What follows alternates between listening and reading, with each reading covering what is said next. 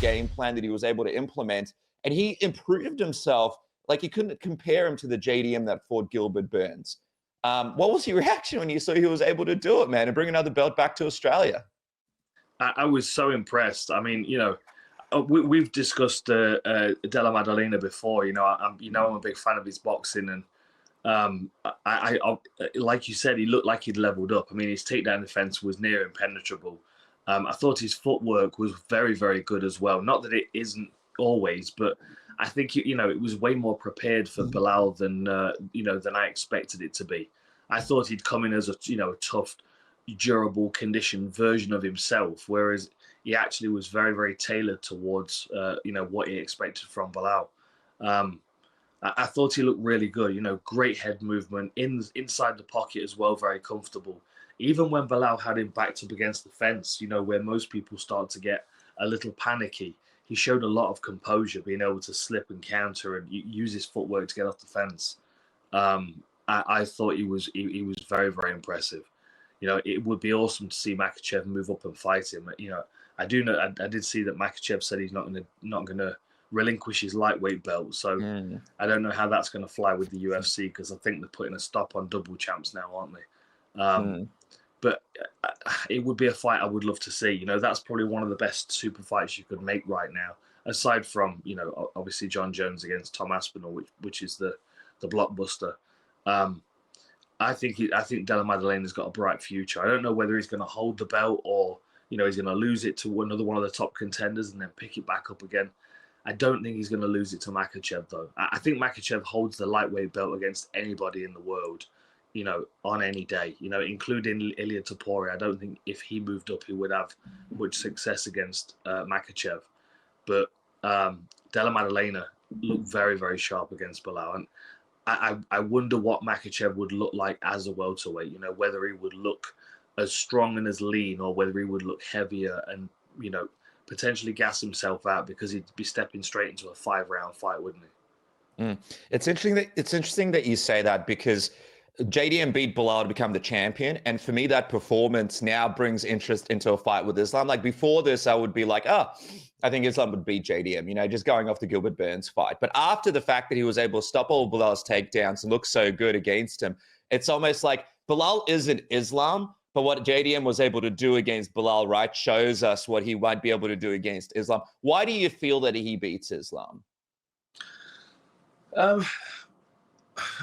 I just wonder what Makhachev would look like as a welterweight. It is a big step up from one weight class to another, and he is big for this weight class. But I also, McGregor's a good example of when you kind of shift through gears in weight classes. It changes the way that you move, right? And it also changes your kind of tone and your attitude. McGregor as a featherweight was like feral and lean on the scales. But by the time he got to welterweight, he was like rubbing his belly and laughing, and it was a different kind of energy. And I'm not saying that would be Makhachev, of course, but just sometimes the discipline that he would have to get him down to 155 and the extra conditioning he would do is partly what makes him so formidable. And I wonder if moving up to welterweight and giving himself that extra 15 pounds to kind of just be. He's going to gain some muscle mass, or even some additional weight that he may not necessarily need and might actually impede him in a 5-round fight, especially because like you said, Della Maddalena, he showed some weaknesses in the Gilbert Burns fight. He showed some big improvements in the Belal fight. You've got to think that trajectory is going to continue on, and he's going to be better again the next time around. And obviously now with the confidence that he's the champion, people can expedite their progress very, very quickly, and a lot of people will be coming to help him out.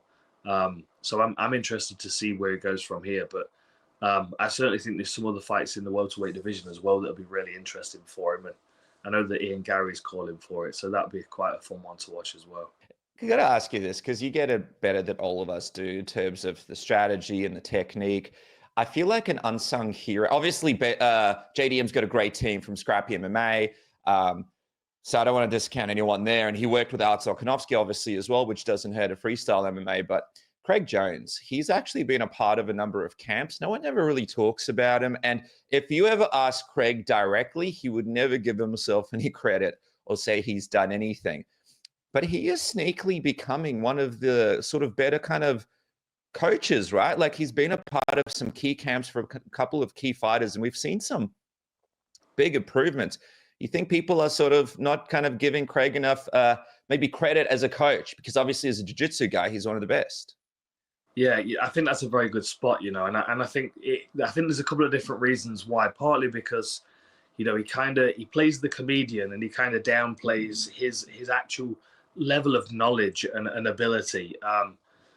He's got a very kind of good self-depreciated humor, which kind of almost devalues his brand in some ways, because he is a really, really good grappler. I mean, you can imagine if he was talking himself up and telling everybody how good he was, a lot of people would look at him very, very differently. But the reason why people like him is because he's not that person. And I also think that would probably change the way that he would approach coaching as well.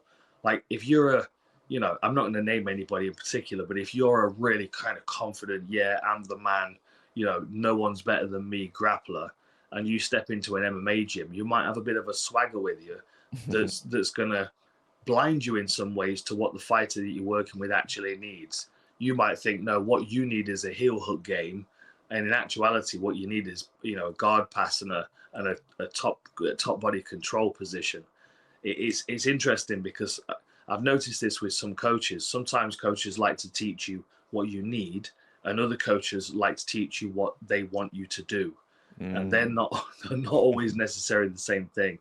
And I think the humility that Craig Jones shows, just generally in his character, would also come across really well in the gym, because I think he would humbly offer his advice. And I also think he offers a bit of comic relief as well. I think people like having him around because he's a good energy. So I expect to see him popping up a bit more in people's corners. I wanted to ask you this for a little while now. It's kind of like the perfect opportunity. Who do you think would do better at welterweight, Khabib or Islam? I think Islam. I mean, I didn't see them together a great deal, but when they were both fighting, competing at lightweight, Makhachev just looked physically slightly bigger. He's got a slightly bigger frame, I would say. So, I would say he's probably going to make the transition up to welterweight better. And I also think that, Makhachev's striking took a real leap forward when he suffered that knockout loss. And I just think that he's overall a better, all-round mixed martial artist. He's got tidier technique, certainly in the striking realms. And I think physically he's a bit bigger to make that transition. But again, I would love to see him standing next to Della Maddalena when they're both in decent shape, and really see what he looks like as a welterweight. Yeah, I noticed that Jack was actually quite big when he fought Bilal, who's actually not a small, like he's not a tiny welterweight. They look like there were two different weight classes when you looked at them side by side. It's going to be fascinating to see how this one plays out. This is the other interesting thing, right? So now it's going to be Ilya and Charles Oliveira at UFC 317. Hey, by the way, first off, do you think that Topuria beats, do you think that's a lock that Topuria beats Charles Oliveira here? I mean, I don't think it's a lock anybody beats Charles. I think he's got the skills to catch anybody, but I also think he's very hot and cold. You can catch him with a shot and he can change his mind about being in there sometimes. And I do think that Topuria's got the presence and the sub defense and certainly the power in his hands to be able to really hurt Oliveira. It's a different fight to Makhachev, absolutely, because Oliveira will take a lot of risks. He leaves himself out to get hit, and I feel like Topuria's power is going to transition up. But at the same time, it's going to be the endurance of Topuria that's going to overcome Charles Oliveira, because you're going to have a bumpy road for the first couple of minutes until everything settles down. And whether Topuria puts him away or takes him into the second round, he's going to need to go through a bit of a ringer, I would say. Defensive submissions, take a few shots. He might get a bit bloodied, get his nose bust a bit, because Oliveira's long and bony and chaotic, But at the same time, I do feel like Topuria's got the skills and the maturity in his game to certainly kind of smother everything that Oliveira can do for the first couple of minutes and get past it. It's a fascinating time because there's so many contenders in both divisions. So if you're like a contender that's not getting the next shot, you're a bit bummed out because It's like, hey, like we got these fun things, like Islam's coming to our division, but now he's going to fight JDM, and then Ilya's going to fight Charles. But then after that, right? I mean, the no-brainer is they still fight each other at lightweight. That way, you get that big lightweight fight too. What do you do with the contenders, especially like a welterweight? Like you mentioned, Ian Gary. Do you just put him up against like Leon Edwards? Do you get Sean Brady back in the mix somehow? Do you get what do you do with Shavkat? Do you just hope that he recovers in time that when this all blows over? What would you sort of do with some of these contenders in the division who are waiting around for title shots? Yeah, I mean, I think these are opportunities for people to, to kind of force themselves into the picture. Like him or not, I do think what Ian Gary was doing with the M&Ms and kind of, pushing his way into the, into the picture at 315 was a smart thing to do, because he was the next welterweight there. There was nobody else that anyone was thinking about, regardless of rankings. Did you see what JDM said when they asked him about? I did. That was brutal, though, wasn't it? Was that cold-blooded or what? Was that coldblooded or what? I mean, it was. It was like brutal. this. It was like ready to go, like a gun. Yeah. Val It was very quick. That was good banter. That was good banter for sure. Yeah, I mean that in itself is an odd circumstance. And I don't know whether Ian Gary is ready to step up, especially after that last round of his last fight. He really looked out of sorts. And you've got to think that someone with the power of Della Maddalena, if he hurts him, it's going to be difficult for Ian Gary to get away from him. But at the same time, it might be an opportunity for Ian Gary to get another win, to kind of refresh people's memory, because, going from that last round into a title shot, I don't think is a good look anyway. It doesn't give people a lot of excitement that he's going to be enough for the champion. Mm-hmm. And, there's people still floating around, the likes of Colby Covington, like, get him back in the mix. He always makes a lot of noise. He's probably got 1 or 2 fights left, and let's let him aggravate someone and make something interesting and pass the time. It's fascinating, so because you got Buckley and Usman. Like, let's say Buckley takes out Usman, that's going to be interesting. Then you got, if Usman comes back, that's going to be interesting. So it's jam-packed. And even at lightweight, we got Paddy, and we got Armin, and we got, Dan Hooker, we got Justin Gaethje. It's like, it's a crazy time, because before Islam Makhachev had like no one to fight. Like, he didn't even know who to fight. And now there's like a billion people in both divisions. If Islam goes up to welterweight and wins that second belt, what do you think that does for him in terms of his legacy? Surely that just puts him on the Mount Rushmore, right, of MMA? I mean, it does for me. He's pound for pound best right now, anyway, in my mind. It would be very, very impressive. He is the kind of fighter that can definitely make that transition. And honestly, I do feel like the welterweight division is open right now for someone to come in and cause an upset. There's been times in the past where it would have been harder for someone to come up from another weight class and do that, but now seems like it's primed. It's a little bit unsettled. The belt's kind of moving around a bit.